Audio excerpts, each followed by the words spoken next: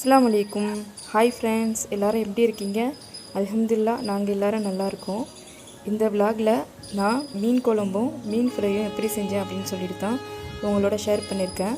அதோட எனக்கு தெரிஞ்ச சின்ன சின்ன கிச்சன் டிப்ஸையும் உங்களோட நான் ஷேர் பண்ணியிருக்கேன். வீடியோ எண்டு வரைக்கும் பாருங்கள். உங்களுக்கு யூஸ்ஃபுல்லாக இருந்தால் உங்கள் ஃபேமிலி ஃப்ரெண்ட்ஸோடு ஷேர் பண்ணுங்கள், லைக் பண்ணுங்கள், மறக்காமல் சப்ஸ்கிரைப் பண்ணுங்கள். ஹவுஸ் ஒய்ஃபாக இருக்கிற எல்லா லேடிஸுமே காலையில் எழுந்திரிச்சோடனே ஃபஸ்ட்டு பார்க்குறது கிச்சனை தான். அதனால் அது நீட்டாக இருக்கும்போது காலையிலேயும் நல்லா ஃப்ரெஷ்ஷாக இருக்கிற மாதிரி இருக்கும். நானும் அப்படி தான் மொதல் நாளே கிச்சனை நல்லா க்ளீன் பண்ணி வச்சுருவேன். அப்போ தான் காலையில் எழுந்திரிச்ச உடனே நமக்கு எந்த ஒரு டென்ஷனுமே இல்லாமல் லஞ்ச் ப்ரிப்பேர் பண்ண முடியும். இன்றைக்கி ஜனவரி 25. இன்றைக்கி தைப்பூசம் அப்படிங்கிறதுனால ஸ்கூல் கிடையாது. ஆனால் பாப்பாவுக்கு மட்டும் ஸ்கூல் இருந்துச்சு. லேட்டாக கிளம்பலாம் போதும் அப்படின்னு சொல்லிட்டு 10 மணிக்கு மேலே தான் அவள் ஸ்கூல் போனாள். கிளாஸ் ஒன்றும் கிடையாது. ஆனுவல் டேக்கு சிங்கிங்கில் சேர்ந்துருக்கா. அதுக்கு ப்ராக்டிஸ் பண்ணுறதுனால தான் ஸ்கூல் வர சொல்லியிருக்காங்க. இருந்தாலும் லஞ்சு எடுத்துகிட்டு வர சொன்னதுனால பாப்பாவுக்கு தயிர் சோறும் வாழைக்காய் ஃப்ரையும் செய்யலான்ட்டு தான் ரெடி பண்ணிக்கிட்டு இருக்கேன். வாழைக்காய் ஃப்ரை பண்ணும்போது எப்போவுமே கடாயில் செய்யாமல் இந்த மாதிரி தோசைக்கல்லில் பரத்தி விட்டு செய்யும்போது நமக்கு நல்ல கிறிஸ்பியாகவும் இருக்கும். அதே அளவுக்கு ஆயில் அதிகமாக யூஸ் பண்ணாமலாம் இருக்கலாம். பசங்களுக்கு லஞ்ச் பாக்ஸுக்கு வச்சு கொடுக்கும்போது அவங்க லேட்டாக தான் இதை சாப்பிடுவாங்க. அவங்க சாப்பிட்றதுக்குள்ளே இதை ஆறி எண்ணெய்லாம் கோத்து அவ்வளோக்கா டேஸ்ட்டு நல்லா இருக்காது. இந்த மாதிரி பரத்தி வச்சு செய்யும்போது நல்லா ஃப்ரையாகி நல்லா கிறிஸ்பியாக இருக்கும் சாப்பிடும்போது. பாப்பா ஸ்கூல் கிளம்பிட்டா. என்னோடய பிரேக்ஃபாஸ்ட்டை முடிச்சுட்டு நாளைக்கு வெள்ளிக்கிழமை அப்படிங்கிறதுனால இன்றைக்கே வீட்டை ஃபுல்லாக க்ளீன் பண்ணிடலாம் அப்படின்னு சொல்லிவிட்டு மாப்லாம் போட்டுட்டு நானும் ஃப்ரெஷ் ஆகிட்டு அதுக்கப்புறம் தான் சமையல் செய்ய ஸ்டார்ட் பண்ணினேன். வீட்டில் எவ்வளோ வேலை வேண்டாலும் பார்த்துடலாம். ஆனால் இந்த சின்ன வெங்காயம் உரிக்கிறதுங்க மட்டும் ரொம்ப கஷ்டமாக இருக்கும். ஏன்னா அந்தளவுக்கு கண்ணிலேருந்து தண்ணி வந்துக்கிட்டு இருக்கும் காரத்தினால. அதை கொஞ்சம் தண்ணியில் ஊற வச்சு நம்ம உரிக்கும்போது அந்தளவுக்கு காரமாக இருக்காது. ஊற வச்சு உரிக்கும்போது நமக்கு குப்பையும் அதிகமாக ஆகாமல் பறந்து அங்கே இங்கே குப்பையாகாமலாம் இருக்கும். அதனால் நான் ஃபஸ்ட்டே அதை ஊற வச்சுக்கிறேன். ஃபிஷ் ஃப்ரை செய்கிறதுக்கு வீட்டு மிளகாத்தூளும் காஷ்மீரி மிளகாத்தூளும் எடுத்திருக்கேன். காரத்துக்கு ஏற்ற மாதிரி சேர்த்துங்க. நான் கொஞ்சம் அதிகமாக தான் சேர்த்துருக்கேன். அதோட சோம்புத்தூளும் ஜீரகத்தூளும் சேர்த்து கொஞ்சமாக உப்பு சேர்த்து நல்லா மேரினேட் பண்ணி ஃப்ரிட்ஜரில் வச்சிடுறேன். நான் எப்போவுமே ஃபிஷ் ஃப்ரை செய்கிறதா இருந்தால் சமையல் எல்லாத்தையுமே முடிச்சுட்டு லாஸ்ட்டாக தான் ஃபிஷ் ஃப்ரை செய்வேன். சாப்பிட்றதுக்கு ஒரு 10 நிமிஷத்துக்கு முன்னாடி மீனை சுட சுட பொரித்து சாப்பிட்டா டேஸ்ட்டு சூப்பராக இருக்கும். அதனால் எல்லா மசாலாவும் பெரட்டி ஃப்ரிட்ஜரில் வச்சுருக்கேன். மீன் மேரினேட் பண்ண அதே பவுல்லையே புளி தண்ணி கரைச்சி எடுத்துக்கிறேன். புளி நான் இன்றைக்கி கொஞ்சம் அதிகமாக தான் சேர்த்துருக்கேன். ஏன்டா பனி டைம் அப்படிங்கிறதுனால கொஞ்சம் காரம் புளிப்பு எல்லாமே கொஞ்சம் அதிகமாக சேர்த்துக்கலாம். சம்மர் டயத்தில் தான் இது எதுவுமே சேர்த்துக்க முடியாது. அதோட ஒரு ஜாரில் 2 தக்காளி, 3 நல்ல பழுத்த பச்சை மிளகா, 1 டேபிள் ஸ்பூன் ஜீரகம், 1 டேபிள் ஸ்பூன் சோம்பு சேர்த்து நல்ல பேஸ்ட்டாக அரைச்சி எடுத்துக்கிறேன். அதையும் அந்த புளித்தண்ணியோடு சேர்த்துக்கிறேன். ஏன்டா நம்ம இதில் தேங்காய் அரைச்சி அப்படியே சேர்க்கல, பாலாக தான் சேர்க்க போகிறோம் அப்படிங்கிறதுனால கொஞ்சம் தண்ணியாக இருக்கும். அதுக்கு தக்காளி இந்த மாதிரி அரைச்சி சேர்க்கும்போது நல்லா கொஞ்சம் திக்காக இருக்கும். அதனால தான் இதில் அரைச்சி சேர்த்துக்கிறேன். அதோட வீட்டில் அரைச்ச மல்லித்தூளை நல்லா ஒரு 3 டேபிள் ஸ்பூன் அளவுக்கு சேர்த்து நல்லா குழம்பு மாதிரி கூட்டி வச்சுருக்கிறேன்.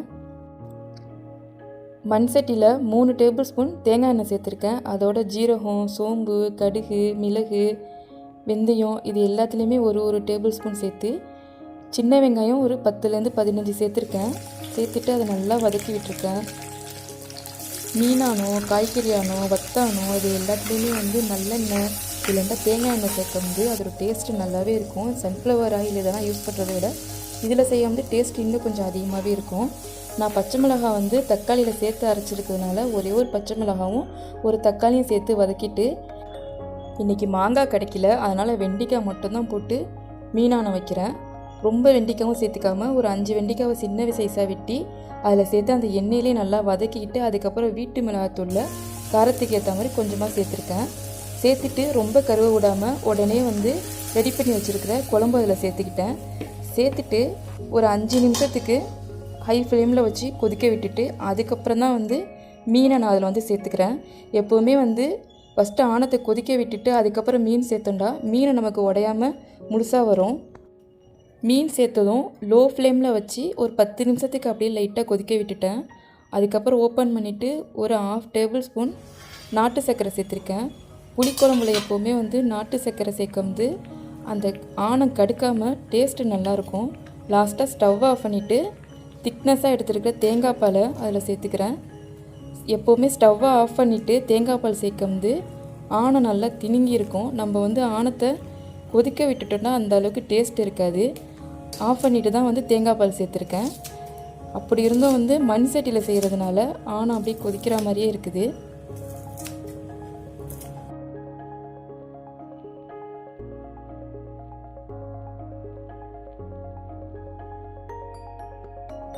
ஒரு வகையாக ஆணம் ரெடி ஆகிடுச்சு. அதுக்கப்புறம் வாங்கின வெண்டைக்காயில் பேலன்ஸ் இருக்குது. இதை எப்படியும் ஃப்ரிட்ஜில் எடுத்து வச்சா நான் கண்டிப்பாக மறந்துடுவேன். அதனால் அதையும் ஃப்ரை பண்ணிடலாம் அப்படின்னு சொல்லிட்டு ஒரு அடுப்பில் அதை ஃப்ரை பண்ண போட்டுட்டேன். இன்னொரு அடுப்பில் ரெடி பண்ணி வச்சுருந்த மீனையும் பொரித்து எடுத்துக்கிட்டேன். மீன் செஞ்சாலே ஸ்டவ் ஃபுல்லாகவே எங்கே பார்த்தாலும் ஆயில் ஸ்ப்ரெட்டாக இருக்கும். அது எல்லாத்தையுமே கையோடு க்ளீன் பண்ணிவிட்டு கவுண்டர் டாப்பையும் க்ளீன் பண்ணிவிட்டு அரைச்ச தேங்காய் பாலில் பேலன்ஸ் இருந்துச்சு. ஏன்னா நான் ஆணத்துக்கு திக்னஸான பால் மட்டும் தான் சேர்த்துருந்தேன். தேங்காய் பால் ஃப்ரிட்ஜில் வச்சு யூஸ் பண்ண அந்த அளவுக்கு டேஸ்ட் இருக்காது. தண்ணி விட்டு கொஞ்சம் நீத்தி விட்ட மாதிரி போயிடும். சில சமயத்தில் கெட்டு கூட போயிடும். அதனால் அதை நம்ம அப்போயே யூஸ் பண்ணிடுறது நல்லது. இந்த மாதிரி தேங்காய் பாலை பச்சையாக குடிக்கும்போது அது ரொம்ப உடம்புக்கும் நல்லது. நெஞ்செரிச்ச, வயிற்று புண்ணு, தொண்டை புண்ணு, அதுவும் இந்த பனி டயத்தில் அடிக்கடி எல்லாருக்கும் வாயில் புண்ணு வரும். அந்த மாதிரி சமயத்தில் இந்த மாதிரி தேங்காய் பாலை பச்சையாக எடுத்துக்கிறது ரொம்ப ரொம்ப உடம்புக்கு நல்லது.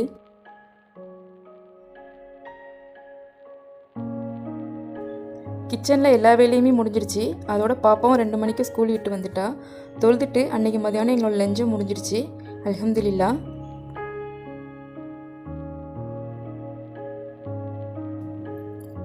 லஞ்சம் முடிச்சுட்டு கொஞ்சம் நேரம் பசங்களோட ரெஸ்ட் எடுத்துகிட்டு 5 மணிக்கு மேலே தான் வீடியோ ஷூட் பண்ண ஆரம்பித்தேன். ஈவினிங் டயத்தில் டீ காஃபி குடிக்கிற பழக்கம் ரொம்ப பேருக்கு இருக்குது. எனக்கும் அதே பழக்கம் தான் இருந்துச்சு. ஆனால் இப்போ கொஞ்சம் அதை ஹெல்த்தியாக எடுத்துக்கலாம் அப்படின்னு சொல்லிட்டு கேழ்வரகு மாவு தான் பாலில் ஆற்றி குடிப்பேன். பசங்களாம் 5 மணிக்கு மேலே டியூஷன் கிளம்பிட்டாங்க. எனக்கு கொஞ்சம் டைம் இருந்துச்சு. அதனால் ஸ்கூல் டேக்கு தேவையான புளியோதரை பொடி ரெடி பண்ணலான்னு சொல்லிட்டு ரெடி பண்ணிக்கிட்டு இருக்கேன். அதுக்கு 1 கப்பு கடலைப்பருப்பு எடுத்து நல்லா வாசம் வர வரைக்கும் வறுத்து எடுத்துக்கிறேன். அடுத்ததாக 3/4 கப்பு வெள்ளை உளுந்து எடுத்துருக்கிறேன். இதையும் லோ ஃப்ளேமில் வச்சு கறியை விடாமல் வறுத்து எடுத்துக்கிறேன். செவந்து வந்தால் போதும். அடுத்ததாக 2 டேபிள் ஸ்பூன் மிளகு, 1 டேபிள் ஸ்பூன் ஜீரகம், 1/4 டேபிள் ஸ்பூன் வெந்தயத்தை சேர்த்து கறியை விடாமல் அதையும் நல்லா வறுத்து எடுத்துக்கிறேன்.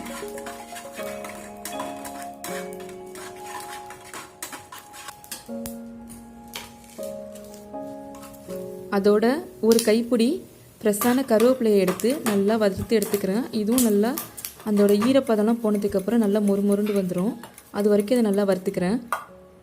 1 டேபிள் ஸ்பூன் வாசனைக்காக வெள்ளை எள்ளு வறுத்துக்கிறேன். இதை நம்ம ரொம்ப வறுக்க தேவையில்லை. அந்த ஹீட்டான சட்டியில் போட்டாலே உடனே புரிஞ்சு வந்துடும். அதுக்கப்புறம் 3 டேபிள் ஸ்பூன் தனியாக சேர்த்து நல்லா வாசம் வர வரைக்கும் வறுத்து எடுத்துக்கிறேன். அதோட கொஞ்சம் ஆயில் சேர்த்துக்கிட்டு நம்மளோட காரத்துக்கு தகுந்த மாதிரி காஞ்ச மிளகா சேர்த்துக்கிறேன். நான் 10 காஞ்ச மிளகா சேர்த்துருக்கேன். உங்களோட காரத்துக்கு தகுந்த மாதிரி சேர்த்துங்க. அதுக்கப்புறம் இன்னும் கொஞ்சம் ஆயில் சேர்த்து நல்ல ஒரு பெரிய ஆரஞ்சு பழம் சைஸுக்கு புளி எடுத்துக்கிறேன்.